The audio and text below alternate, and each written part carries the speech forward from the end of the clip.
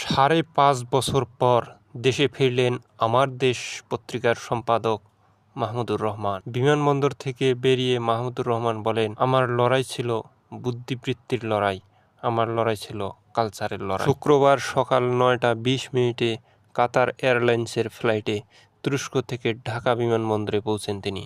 তাকে শুভেচ্ছা জানাতে বিমানবন্দরের বাইরে সহস্রাধিক ছাত্র জনতা উপস্থিত হলে তাদেরকে হাত নাড়িয়ে শুভেচ্ছার জবাব দেন এবং মাহমুদুর রহমান বলেন, গত ১৬ বছর ধরে ফ্যাসিস্ট সরকারের বিরুদ্ধে আমি আমার মতো করে ব্যক্তিগত পর্যায় থেকে লড়াই করে যাচ্ছি। আওয়ামী লীগ সরকারের সময় মাহমুদুর রহমানের বিরুদ্ধে সারা দেশে ১২৪টি মামলা দায়ের করা হয়। একটি মামলায় মাহমুদুর রহমান ও তার স্ত্রীকে ৭ বছর কারাদণ্ড দেয় আদালত।